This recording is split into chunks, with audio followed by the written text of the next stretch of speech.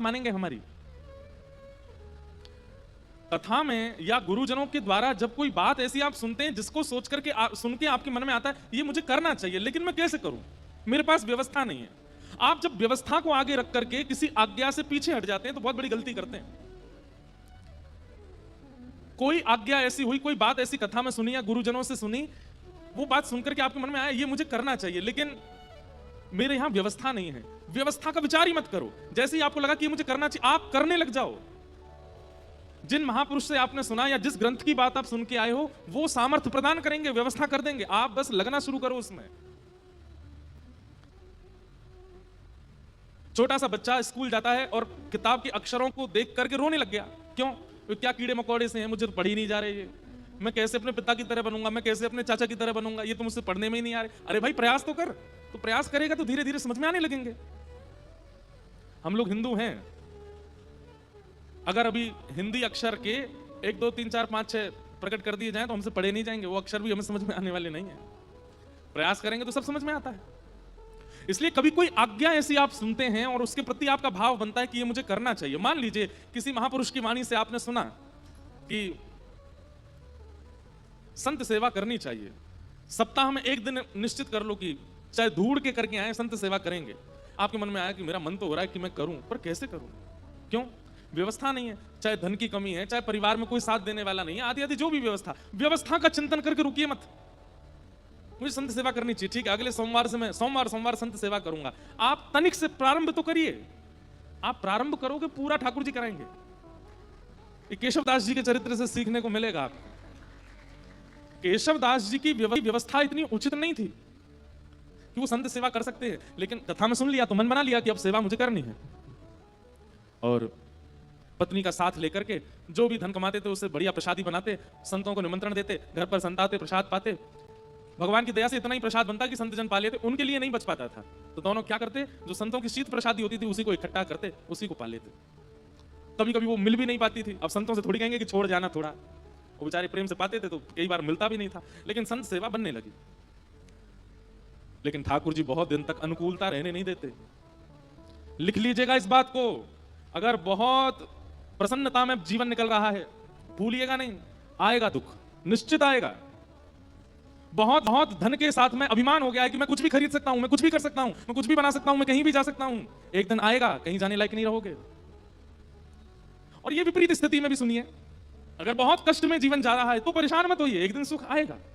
आज इतनी धन की व्यवस्था नहीं है कि आप एक ही वस्त्रों को 5-5 दिन तक पहनते हैं, है ही नहीं वस्त्र, चिंता मत कीजिए, एक दिन ठाकुर जी अनुग्रह कुछ करेंगे। एक स्थिति कांस्टेंट किसी की नहीं रह सकती, परिवर्तन तो होता है, चाहे वो वैष्णव हो चाहे वो संसारी हो।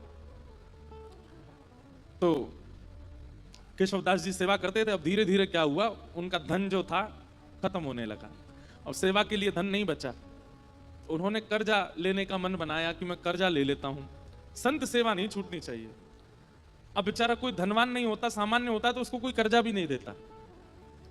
बाजार में निकल गए कर्जा लेने के लिए कि कोई हमें थोड़ी सी सेवा कर दो तो हम संत सेवा करेंगे।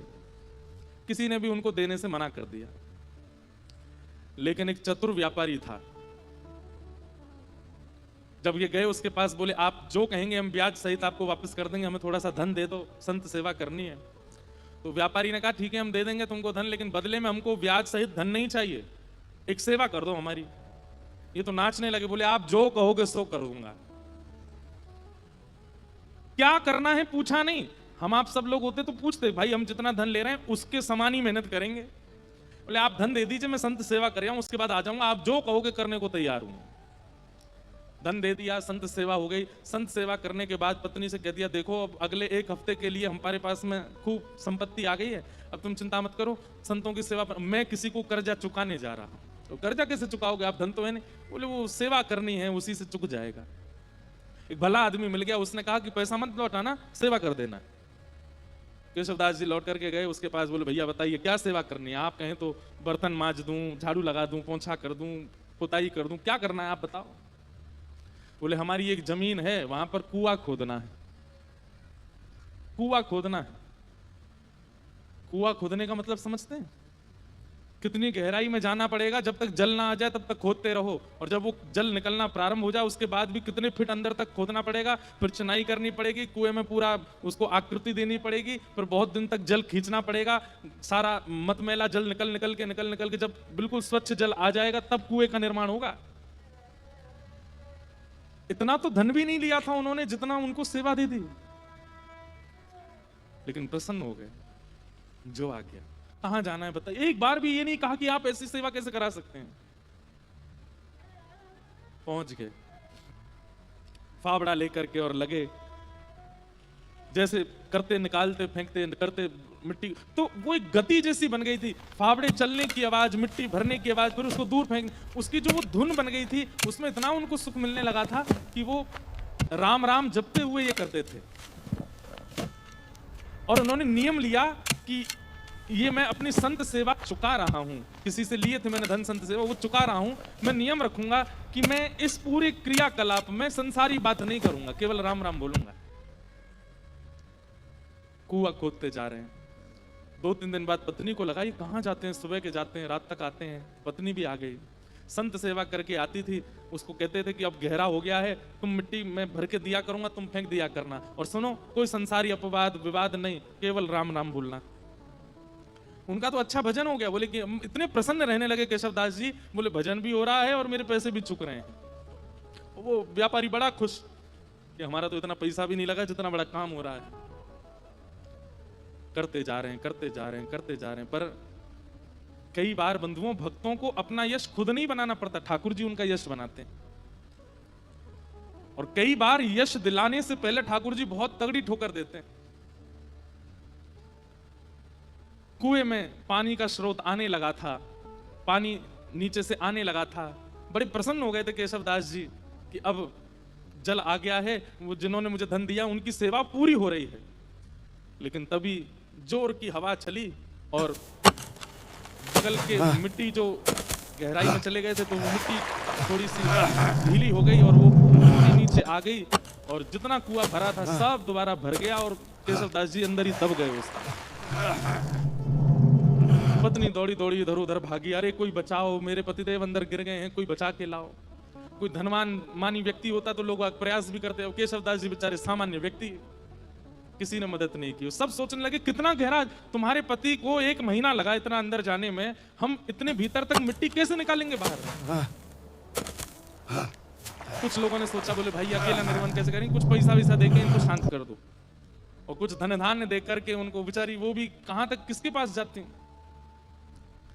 लेकिन रोज ठाकुर जी से प्रार्थना करती, मेरे पति ने कभी कोई गलत क्रिया नहीं की, आपके नाम का आश्रय लिया, संत सेवा की, नाथ आप ऐसा अनहित नहीं कर सकते उनके साथ। 1 महीना व्यतीत हो गया, मृतक घोषित हो गए केशवदास जी। 1 महीना बाद जहां वो कुआं खोदा जा रहा था, अब तो वहां पे कुआं खोदने का कोई प्रश्न नहीं उठता था। लोगों ने कहा कि इसमें तो आदमी मर गया, भीतर कुआं मत खोदना है यहाँ पे। लेकिन लोग बाग जब वहां से निकलते थे तो वो एक मिट्टी का टीला बन गया था। जब वहां से निकलते तो राम नाम धुनी सुनाई देती, और राम नाम धुनी केवल राम राम करती हुई सुनाई नहीं देती, साथ में झांझ, मंजीरा, करताल, सारंगी आदि आदि वाद्य भी सुनाई देते, जैसे मानो कोई उत्सव महोत्सव चल रहा हो। आते जाते लोगों को लगता शायद पास के गांव में कीर्तन चल रहा होगा। लेकिन जब 10-15 दिन तक अखंड नाम धुनी सुनाई देने लगी, पास के गांव में जाकर के देखा कोई उत्सव नहीं है, तब बोले शायद यही कुछ है।